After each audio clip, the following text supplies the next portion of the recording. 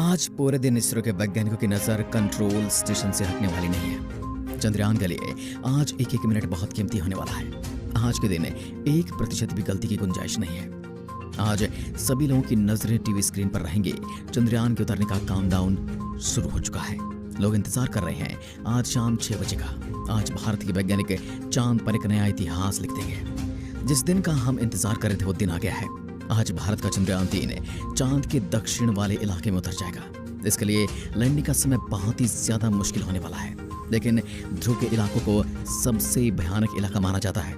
वैज्ञानिकों ने 42 दिन पहले ही इसका रास्ता बता दिया था, यानी सब कुछ पहले से ही सेट प्लान के अनुसार चंद्रयान 3 आज चांद के बिल्कुल नजदीक है और कुछ ही घंटों में चांद की सतह पर उतर जाएगा। आज भारत दुनिया का पहला ऐसा देश बन जाएगा जो चांद के दक्षिण वाले इलाके में उतरेगा। जैसा वैज्ञानिकों ने प्लान किया था, चंद्रयान 3 इस तरीके से आगे बढ़ रहा है। आज पूरी दुनिया के वैज्ञानिक और यहाँ तक कि दुनिया भर के देशों के लोग चंद्रयान 3 पर नजर बनाए हुए हैं। और नजर होगी भी क्यों नहीं, क्योंकि आज से पहले वहां पर कोई गया जो नहीं। वहां पर भारत पहली बार जा रहा है। लेकिन अब आपके दिमाग में सवाल आ रहा होगा कि अभी चंद्रयान कहाँ है, चांद से कितना दूर है, अभी यात्रा कर रहा है, अभी आगे कौन कौन से चैलेंज का सामना करना पड़ेगा और क्या हम इसे लाइव उतरते हुए देख पाएंगे। सब कुछ आपको इस वीडियो में बताएंगे। दोस्तों 23 अगस्त 2023 यानी आज सभी लोग अपने घर टीवी पर ही होंगे। आज लोगों की नजरें टीवी से हटी नहीं रही होंगी। दोस्तों सबसे पहले तो हम ये डिस्कस करते हैं कि चंद्रयान 3 आखिर चांद की जमीन पर उतरेगा कैसे वैज्ञानिक इसे कंट्रोल करेंगे, क्योंकि आपको पता है कि चंद्रयान को इस समय उतारने के पीछे वैज्ञानिकों का मकसद चांद पर सूरज की पहली किरण के साथ ही चंद्रयान 3 चांद की जमीन पर लैंड कराना है। यानी कि इतने दिनों तक चांद के उस इलाके में रात थी।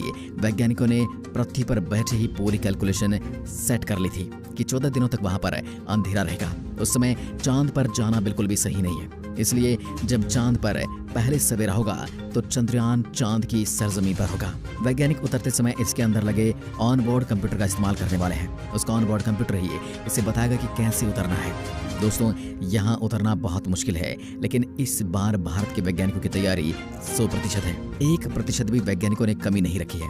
और एक डर है ये भी कि आज से पहले यहाँ पर कोई गया ही नहीं, और जो भी देश यहाँ पर जाने की कोशिश करता है उसका मिशन फेल हो जाता है।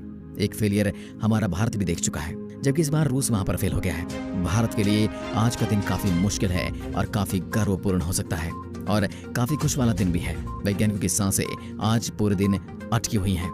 अब आपको बता दें कि मिशन हमारे लिए इतना महत्वपूर्ण क्यों है। असल में दोस्तों सबसे प्यारी चीज तो ये है कि चांद पर अभी तक दुनिया के बस 3 ही देश लैंड कर पाए हैं, जिसमें अमेरिका, रूस और चाइना का नाम शामिल है। चांद पर उतरने वाला है चौथा देश भारत बनने वाला है। अगर आज भारत उतर गया तो पूरी दुनिया भारत की टेक्नोलॉजी की ताकत को देखने वाली है।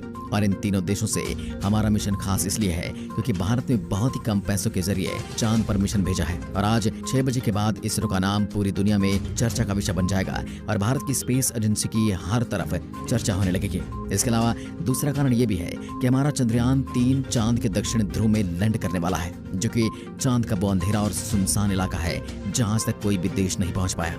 हालांकि अभी चंद्रयान 3 मिशन के बीच में ही रूस ने अपना लूना 25 मिशन लॉन्च करके भारत से पहले चांद के दक्षिण ध्रुव में उतरने की कोशिश की थी। लेकिन रूस अपनी कोशिश में नाकामयाब रहा, क्योंकि 2 दिन पहले यानी 20 अगस्त को रूस का लूना 25 बेकाबू होकर चांद की जमीन पर गिर पड़ा।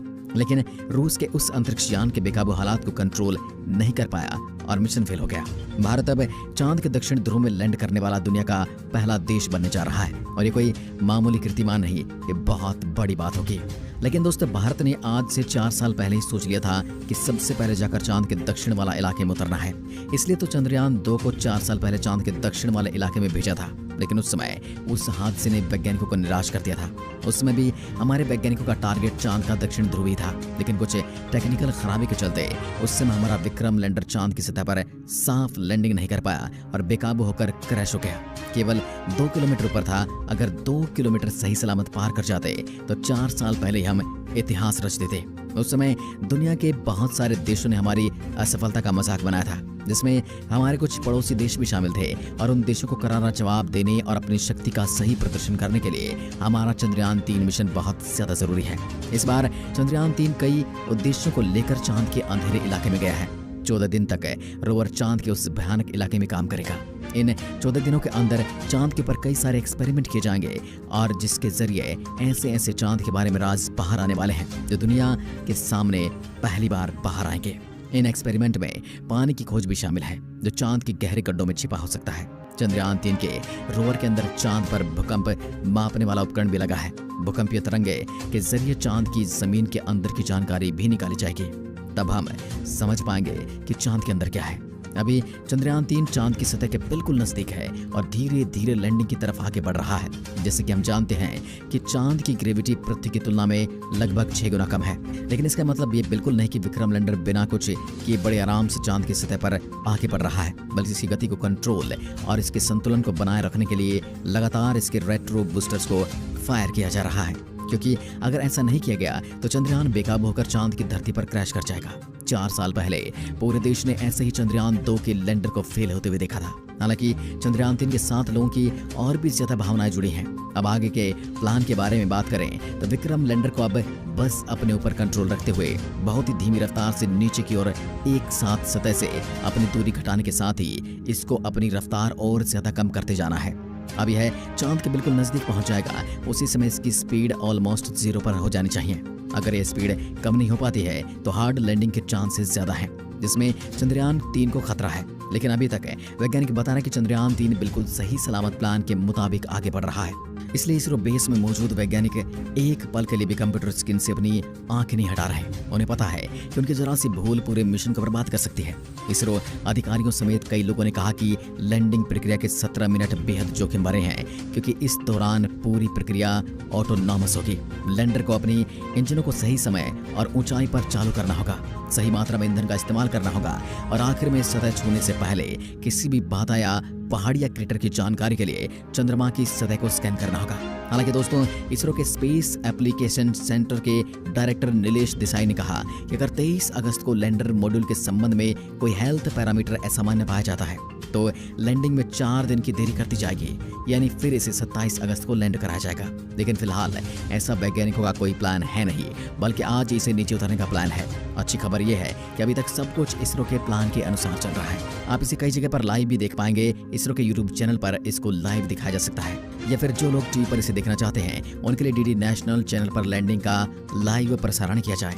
इसरो की तरफ से यह लाइव स्ट्रीमिंग और लाइव प्रसारण शाम 5:20 से शुरू हो जाएगा। तो जो लोग लाइव देखने के इच्छुक हैं वो जरूर उसे 5:20 पर देख सकते हैं और इसे यूट्यूब पर लोड कर लीजिए। दोस्तों, ये तो इसरो के वैज्ञानिक अपने इस मिशन की कामयाबी को लेकर पूरी तरह से श्योर हैं और इसरो चेयरमैन सोमनाथ ने तो यहाँ तक कह दिया कि चाहे चंद्रयान के सभी सेंसर से सोर्स और इंजन फेल ही क्यों ना हो जाए, तब भी चांद पर जरूर लैंड करेगा। उनकी इस बात से हमें तसल्ली तो जरूर दी, लेकिन फिर भी इस समय हमारी टेंशन पूरे चरम पर है। दिल में बस एक ही ख्याल आ रहा है कि चंद्रयान 3 के साथ कोई दुर्घटना ना हो जाए। बाकी दोस्तों, कुछ ही घंटे बचे हैं, कुछ घंटे के बाद सब कुछ प्लान के मुताबिक हो जाएगा। हम तो भगवान से ही प्रार्थना कर रहे हैं कि जल्दी से हमारा चंद्रयान 3 सही सलामत चांद की जमीन पर उतर जाए। जय हिंद, वंदे मातरम।